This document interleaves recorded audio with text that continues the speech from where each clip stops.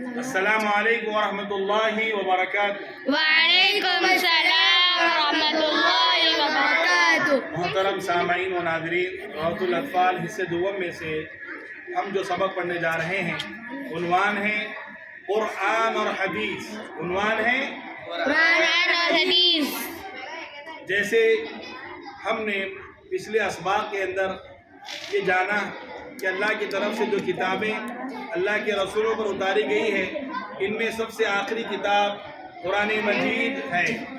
جب آپ 40 برس کے ہوئے تو اللہ تعالیٰ نے آپ کو نبی بنایا اور حضرت جبرائیل علیہ السلام اللہ کا پیغام لے کر آپ کے پاس آئے۔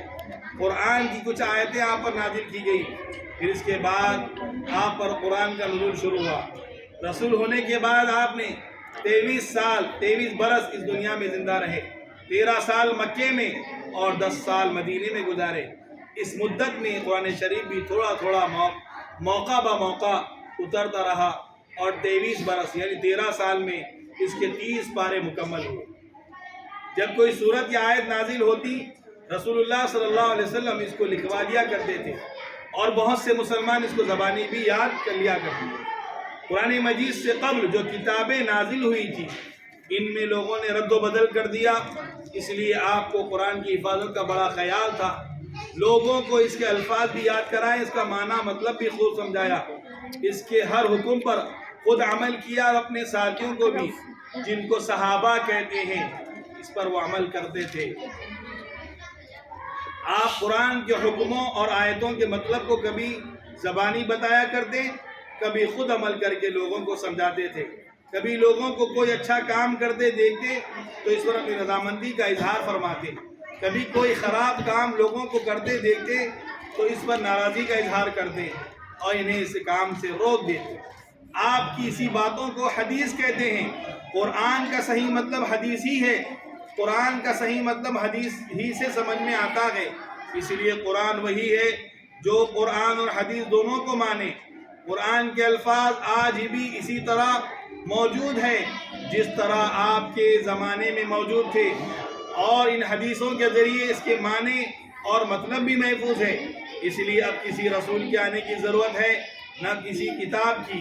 اب قیامت تک کے لیے ہمارے اور ساری دنیا کے واسطے قرآن اور حدیث دونوں چیزیں کافی ہے، اور یہی سیدھا دین کا راستہ ہے۔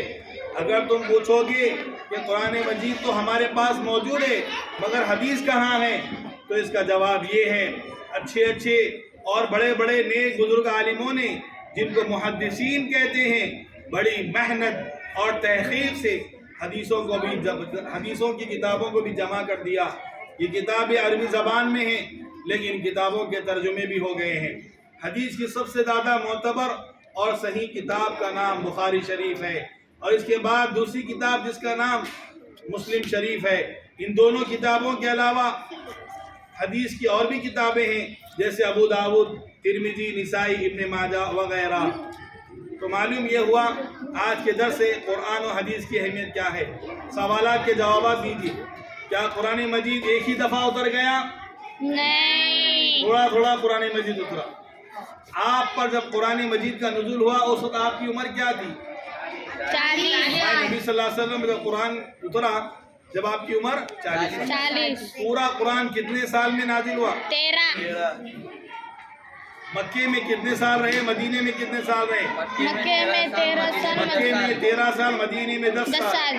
آپ نے قرآن کی حفاظت کیسے کی؟ جب قرآن اترتا تو کیا کرتے؟ نبی صلی اللہ علیہ وسلم لکھاتے پڑھایا تھے، کرتے تھے اور کچھ لوگوں کو زبانی۔ یاد دلاتے۔ صحابی کن کو کہتے ہیں؟ صحابی کسے کہتے ہیں؟ صحابی کے وہ دوست جنہوں نے آپ کو دیکھا اور آپ پر ایمان لایا۔ حدیث کس کو کہتے ہیں؟ صلی اللہ علیہ وسلم۔ نبی صلی اللہ علیہ وسلم کی وہ باتیں جو آپ نے بیان کی اور لوگوں کو بتایا اور آپ نے عمل بھی کیا اور ہم کو عمل کرنے کے لیے نصیحت بھی کی، اس کو حدیث کہتے ہیں۔ جو حدیث نہ مانے مسلمان ہے یا نہیں ہے؟ نہیں۔ حدیث کی سب سے معتبر کتاب کا نام کیا ہے؟ بخاری اور مسلم شریف۔ اللہ تعالیٰ سے دعا ہے اللہ تعالیٰ ہم سب کو قرآن و حدیث پر عمل کی توفیق عطا فرمائے۔ جزاکم اللہ خیر، والسلام علیکم ورحمۃ اللہ وبرکاتہ۔